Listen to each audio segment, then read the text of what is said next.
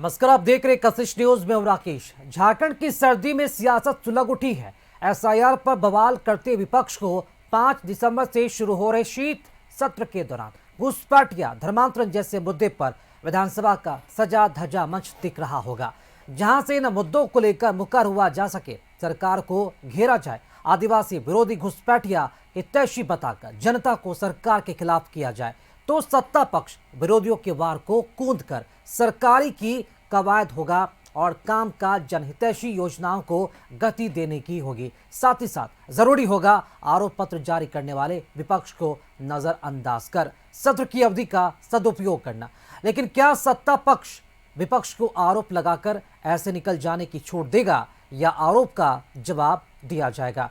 ऐसे में सवाल तो पूछेंगे कि शीतकालीन सत्र में काम होगा या जाएगा समय बेकार, चर्चा या हंगामे के असर। और इसी पर आज हमारे साथ इस डिबेट शो में जुड़े हैं दो खास मेहमान। हमारे साथ बीजेपी की तरफ से अपना पक्ष रखेंगे मृत्युंजय शर्मा, भाजपा प्रवक्ता, और कांग्रेस की तरफ से एक तरफ से देखा जाए तो महागठबंधन सरकार का पक्ष रखने के लिए हमारे साथ मौजूद हैं कमल ठाकुर जी, कांग्रेस के प्रवक्ता। आप दोनों का बहुत बहुत स्वागत है हमारे खास डिबेट शो सवाल तो पूछेंगे में। पहला सवाल कांग्रेस प्रवक्ता कमल ठाकुर जी से ले लेते हैं।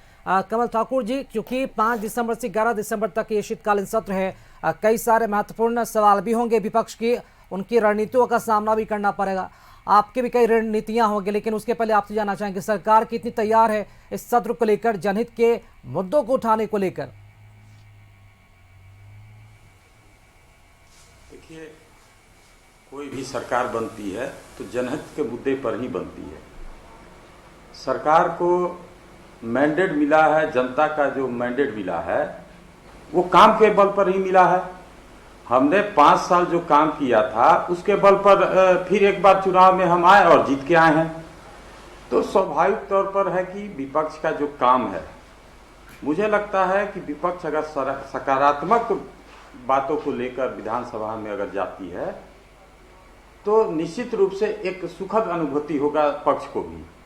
लेकिन जब अनर्गल बातों पर बात होगी तो निश्चित रूप से एक बात समझिए, फिर जनता जिसको नकारती है समझ में आ जाता है, क्योंकि आपको सत्ता में बैठाया है जनता के हितों का ख्याल रखने के लिए, और विपक्ष को जनता इसलिए चुनती है। देखो, चुनती तो दोनों को है जनता, तो विपक्ष को जनता चुनती है कि सरकार को आप स्वच्छ आईना दिखाइए। जहां सरकार कहीं पिछड़ रही है तो उन बातों को सरकार के सामने लाइए, और जहां लगता है कि सरकार कुछ अच्छा काम कर रहा है तो पीठ भी थपथपाइए। केवल विपक्ष विरोध करने के लिए अगर सत्ता को देखता है तो मुझे लगता है कि ये राजनीति में स्वच्छ राजनीति नहीं हो पाएगी। जी कमल ठाकुर जी, अभी आपने तो अभी से ही विपक्ष को निशाने पर लेना शुरू कर दिया। बहरहाल हम जानना चाहेंगे सरकार की अपनी तरफ से क्या तैयारी है, कितने विधेयक इस बार पास कराए जाएंगे? क्योंकि 5 से अगर 11 दिसंबर की बात की जाए तो इसमें 2 दिन छुट्टी भी है, शेष रह गए यहाँ पर 5 दिन, तो क्या ये काफी माना जाए और क्या उम्मीद करते हैं आप विपक्षी पार्टियों से सहयोग की?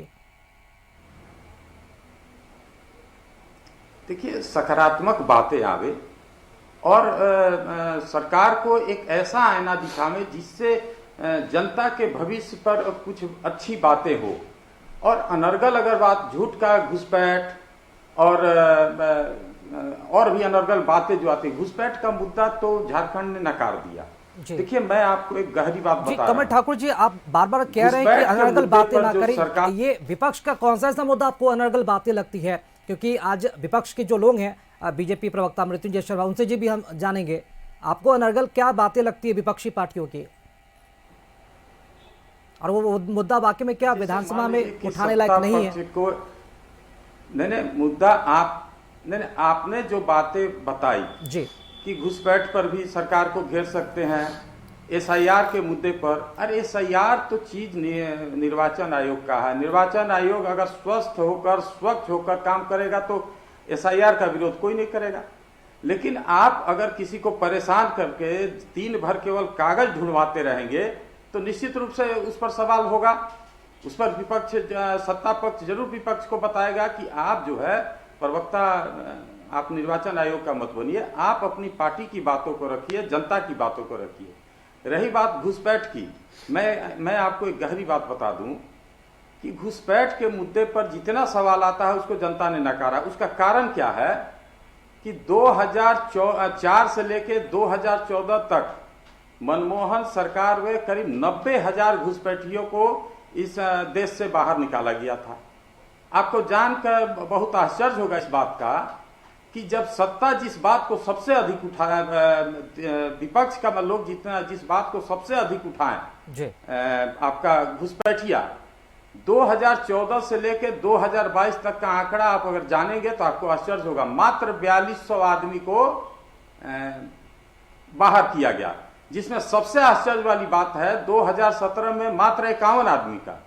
तो ये सब जनता के बीच में जाना चाहिए। यानी कि अभी तक आपके बयानों के मुताबिक जो आपने कहा उससे हम यही समझ पा रहे हैं कि झारखंड में फिलहाल घुसपैठिया का कोई मुद्दा नहीं है और इसे आप अनर्गल बता रहे हैं। चलिए बीजेपी प्रवक्ता मृत्युंजय शर्मा जी से जान लेते हैं। मृत्युंजय शर्मा जी, सत्र की शुरुआत हो रही है 5 दिसंबर से। बीजेपी यूं कह लीजिए कि विपक्ष कितना तैयार है, क्या क्या रणनीति है? इन्होंने तो मुद्दे गिना दिए कि जो आपके द्वारा चाहे घुसपैठिया का मुद्दा हो, SIR का मुद्दा हो, क्या इन सब के अलावा भी कोई और मुद्दा है जनहित से जुड़ा हुआ आपके पास?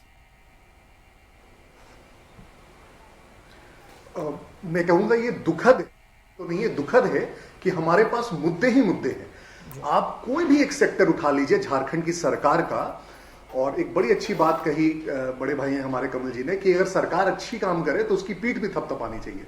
हम लोग पिछले 6 वर्षों से इंतजार कर रहे हैं कि सरकार कोई अच्छी काम तो करे। आप कोई भी एक फील्ड उठा लीजिए। अभी सबसे पहले आपने लोकतांत्रिक व्यवस्था की बात की, SIR की बात की। जिस राज्य में हम लोग बैठे हैं इसमें पिछले 1 वर्ष से हाईकोर्ट ने चीफ सेक्रेटरी से लेकर हर प्रशासनिक अधिकारी को बुला बुलाकर फटकार लगा दी कि आप यहां पे निकाय चुनाव क्यों नहीं करा रहे हैं। जिस राज्य में 5 साल से निकाय चुनाव नहीं हुए, सोचिए वहां पे क्या लोकतंत्र होगी। जिस राज्य में जो सरकार सेल्फ गवर्नेंस पर, लोकल गवर्नेंस के मुद्दे पे आई हो और देश में बाकी 11 में 10 राज्यों में पैसा लागू हो गया हो और ये सरकार सिर्फ 6 वर्षों से बोलती आ रही हो कि हम पैसा लागू करेंगे, लेकिन लागू नहीं कर पा रही है। स्वास्थ्य के मुद्दे पे आप देख लीजिए, कोई ऐसा दिन नहीं होता है जिस दिन आपको अखबार में एक तस्वीर नहीं मिल जाएगी कोई बूढ़ा व्यक्ति अपने बच्ची को लेकर हॉस्पिटल जा रहा है, कोई ऐसे खाट पे लेके मरीज को हॉस्पिटल जा रहा है, शव ले जाने के लिए एम्बुलेंस नहीं मिल रहा है, MGM कॉलेज की छत ढह जाती है, मरीज मर जा रहे हैं। चाईबासा में HIV संक्रमित ब्लड बच्चों को चढ़ा दिया गया। देश में और कोई राज्य में ऐसा नहीं होता होगा। कोई भी ऐसा फील्ड उठा लीजिए, सबसे ज्यादा अगर आप इनफैक्ट बात करेंगे भी तो आप ये कहेंगे पिछले 6 वर्षों में नौकरियों के हाल देख लीजिए, परीक्षाओं की बात देख लीजिए, उसमें बस आपने एक बार वाहवाही लूटने के लिए क्या किया, 8700 नौकरियों का सर्टिफिकेट आपने बांटा है अभी, वो भी 15 नवंबर को। ये कब की नौकरियां हैं? 2022 की नौकरियां हैं, जिसमें 8300 सिर्फ सहायक शिक्षक की है। 2022 की नौकरियों को 3 साल बाद लाके आप बोल रहे हैं कि हमने बहुत नौकरियां दे दी। आपने वादे किए थे 5-5 लाख नौकरियों को प्रतिवर्ष, और पिछली बार करीब 4.5 वर्ष के अंत में आपके मंत्री ने फ्लोर ऑफ द हाउस पे कहा था कि हम 5 साल में 13,000 नौकरियां दे पाए। तो कहां 5 बचे 25 लाख और कहां 13,000 नौकरियां।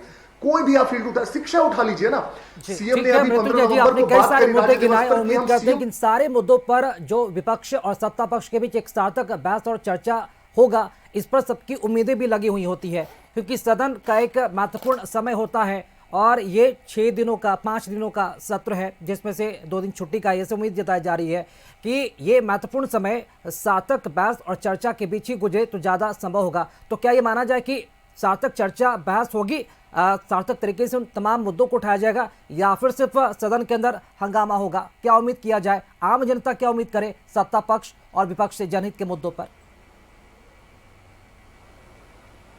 देखिए, बहुत अच्छा सवाल है आपका।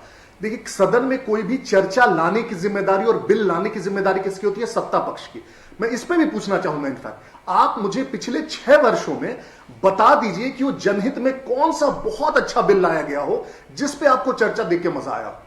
पूरे सत्र निकल जाते हैं, एक भी ऐसा, कितने छोटे छोटे बिल लाएंगे, उनके पेंशन 100 रुपए बढ़ गए, वहां पे अधिवक्ताओं को 200 रुपए और ज्यादा दे दिया जा रहा है, ऐसे ऐसे बिल लेके आते हैं। कोई भी ऐसा स्वीपिंग चेंजेस जिसको हम बोलते हैं, बड़े चेंजेस बोलते हैं, वैसा बिल आपको साल भर में नहीं दिखते हैं। तो मैं तो बोलता हूं सरकार को कि आप ऐसा कोई महत्वपूर्ण मुद्दे पे बड़ा बिल लेके आइए। आप बोलिए कि इस राज्य से करप्शन को हम जड़ से उखाड़ कर फेंक देंगे। जब मुख्यमंत्री खुद कहने लगे कि हमारे सीओ बीडीओ के कार्यालय भ्रष्टाचार के अड्डे बन चुके हैं राज्य में, उसको उखाड़ के फेंकने के लिए लाइए कोई बहुत अच्छा सा बिल। यहां पे आपके स्कूल जो है, आप सीएम स्कूल ऑफ एक्सीलेंस की बात करते हैं, उसी सीएम स्कूल ऑफ एक्सीलेंस के पिछले वर्ष 10वीं कक्षा में 40% बच्चे किसी ना किसी सब्जेक्ट में फेल कर गए। सोचिए, ये सबसे अच्छे स्कूल हैं राज्य के जहां 40% बच्चे फेल कर रहे हैं।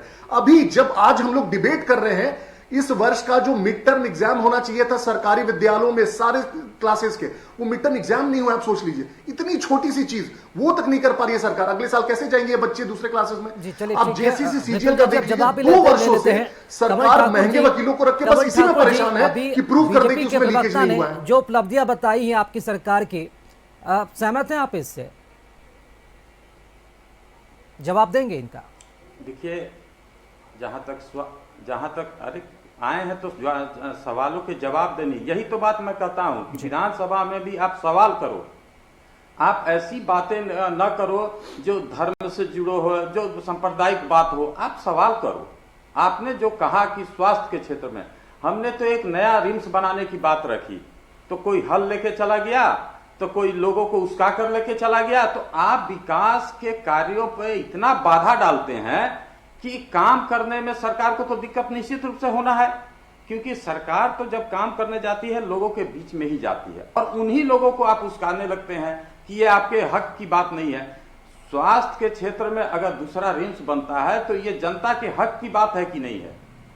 तो आप स्वच्छ बात कीजिए, आप ये बात मत गिनाइए कि कौन सा, अरे काम जो हुआ उसका भी बात कीजिए। क्या इस राज्य में महिलाएं सशक्त हुई कि नहीं? कमल ठाकुर जी, अभी मृत्युंजय शर्मा जी ने बिल को लेकर भी बातें कही है, तो हम ये जानना चाहेंगे, जनता को भी बताइए कि इस बार सदन में कौन सा बिल सरकार लाने जा रही, कौन सा विधेयक पास कराने जा रही, कितने बिल इस बार आएंगे?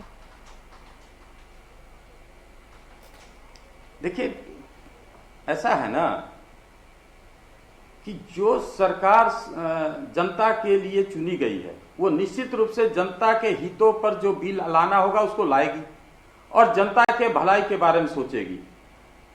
जहां तक इसको शिक्षा का बात, शिक्षा के लिए हमने जितना योजना चला रखा है, आप विश्वास नहीं करेंगे कि हमको नहीं लगता है कि देश की किसी सरकार ने चला रहे। क्या इस राज्य में गुरुजी क्रेडिट कार्ड नहीं चल रहा है?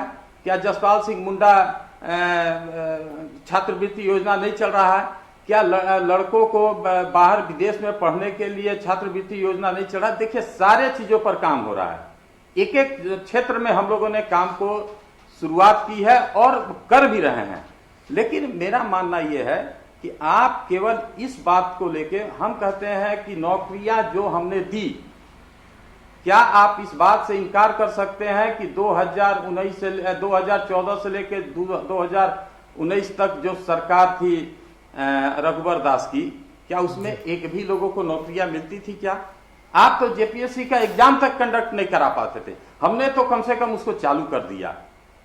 तो स्वाभाविक है, ठीक है, सरकारें जो है, मैं हमेशा इस बात से इनकार नहीं करता हूं कि जो भी सरकार आती है कुछ गलतियां, कुछ सही काम करके जाती है। लेकिन ये सरकार जो है जितनी नियुक्तियां दी है, शिक्षा का क्षेत्र हो, ग्राम पंचायत सेवक की जो क्षेत्र हैं, सारे क्षेत्रों में हमने काम किया है। महिलाओं को सशक्त करने के लिए मैया योजना ने मील का पत्थर साबित हुआ है इस राज्य में, क्योंकि जहां तक महिलाओं को जब अपने घरों में हाथ पसारने की बात आती थी, अपने बच्चों के भविष्य के बारे में बात सोचना पड़ता था, आज वो महिला सशक्त है, वो काम कर रही है। कमल ठाकुर जी, इसमें एक विपक्ष की तरफ से आरोप भी लगाया जा रहा है, शिकायतें भी मिल रही है कमल ठाकुर जी इसमें, कि जो नए लाभुक हैं मैया समान योजना के तहत नई महिलाओं को इसमें नहीं जोड़ा जा रहा है, उन्हें भगा दिया जा रहा है। बीजेपी ऐसा कह रही है, क्या इसमें चल रहा है? मतलब कि क्या वाकई में नए लाभुक का इसका लाभ नहीं उठा पाएंगे क्या?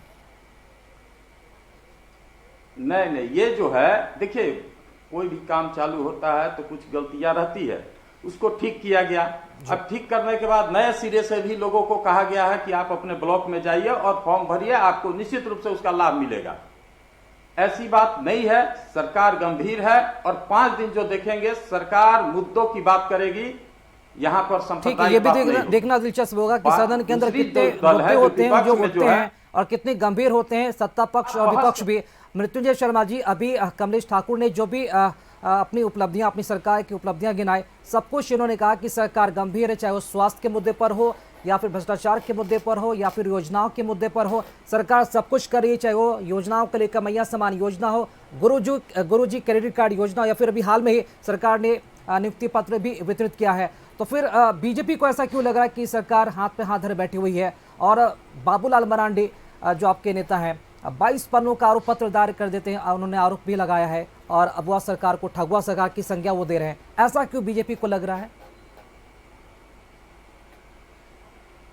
देखिए, एक तो सबसे पहले ये एक ट्रेंड बन चुका है पिछले एक वर्ष में। मैं किसी भी डिबेट में जाता हूं तो घूम फिर के सरकार की अगर उपलब्धि बताने की बात आएगी तो एक उपलब्धि बताएंगे, मैया सम्मान योजना। चलिए मान लेते हैं, लेकिन आप मैया सम्मान योजना में 2,500 रुपए महिलाओं को दे देंगे, लेकिन इसी राज्य में राज्य महिला आयोग पिछले 5 वर्षों से उसका गठन नहीं हुआ है।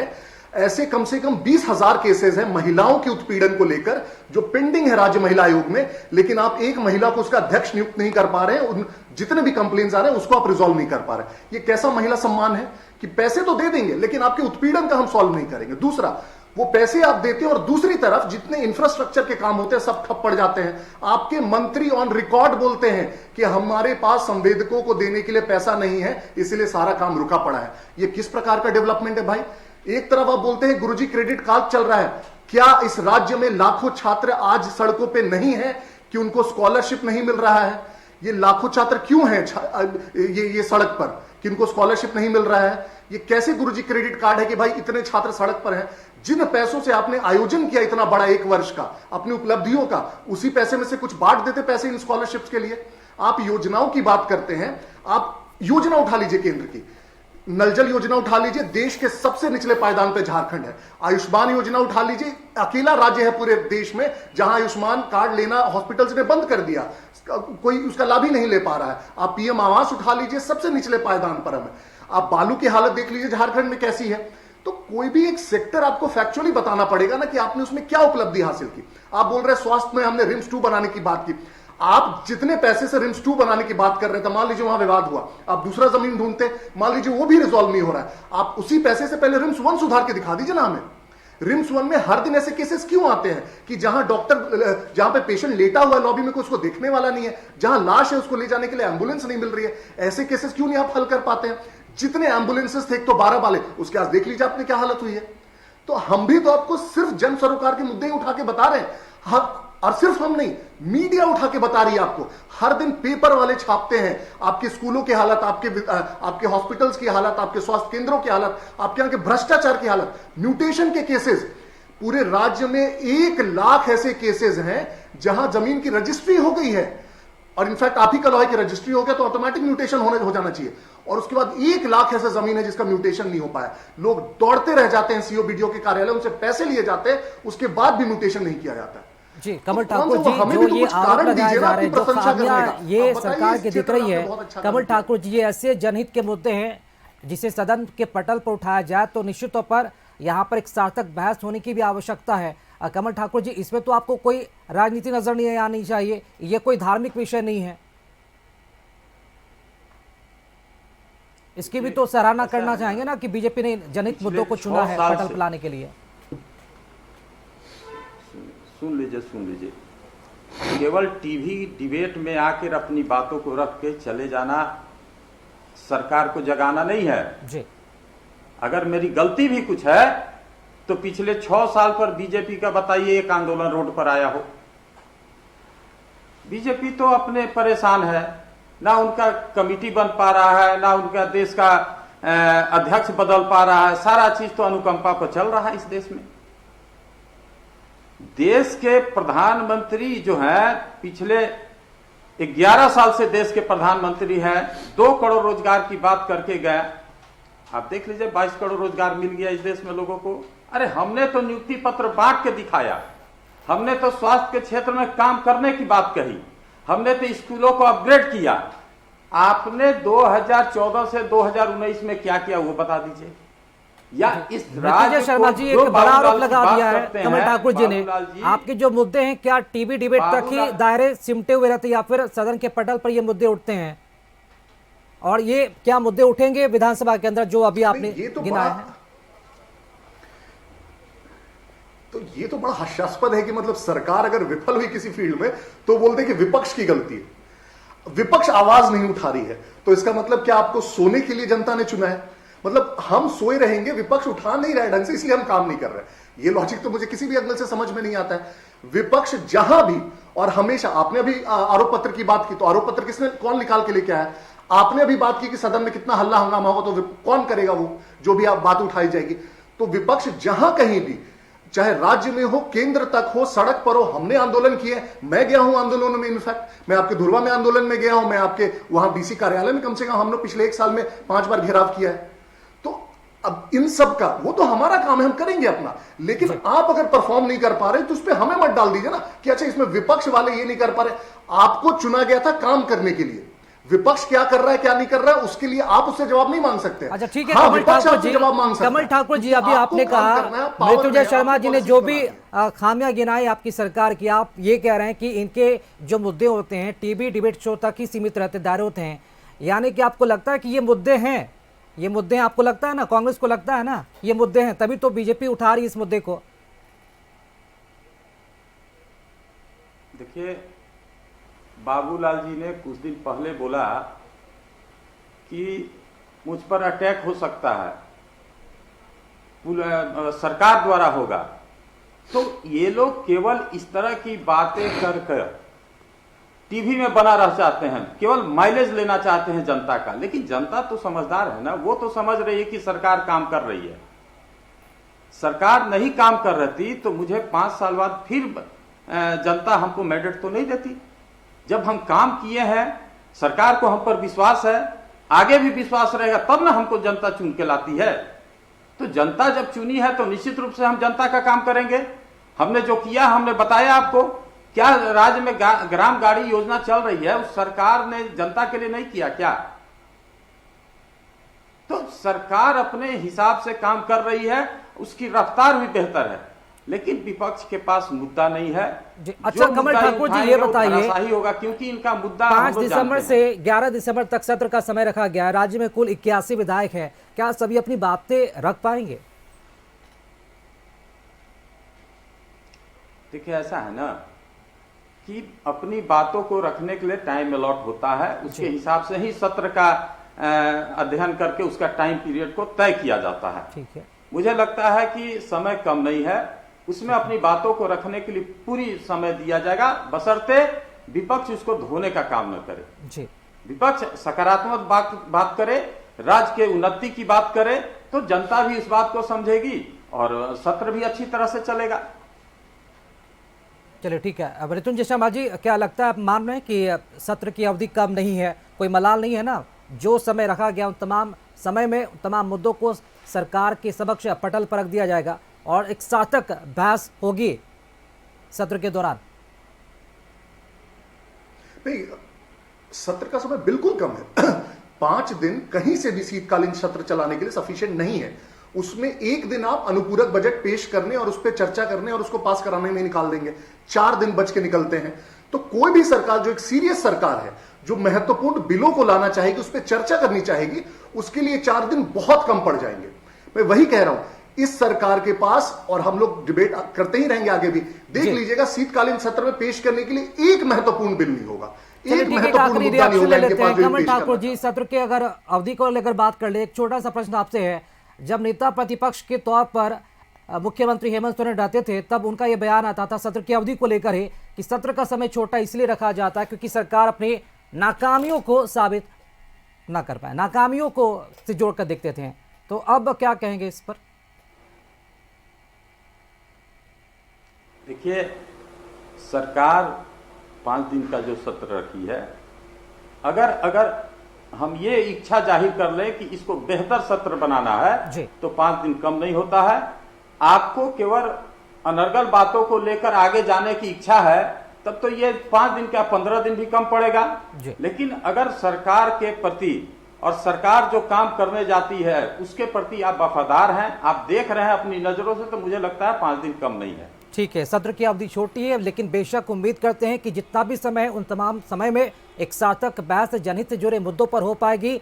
फिलहाल देखना दिलचस्प होगा कि सत्र के दौरान चर्चा होगा या हंगामा, ये देखना दिलचस्प होगा। लेकिन झारखंड की जनता को बहुत सारी उम्मीदें इस सत्र में। बहुत बहुत शुक्रिया अदा करना चाहेंगे मृत्युंजय शर्मा जी आपका भी, और कमल ठाकुर जी आपका भी इस डिबेट शो से जुड़ने के लिए। और कशिश न्यूज़ पे खबरों कार्यक्रमों का सिलसिला लगातार जारी है, देखते रहिए कशिश न्यूज़। नमस्कार।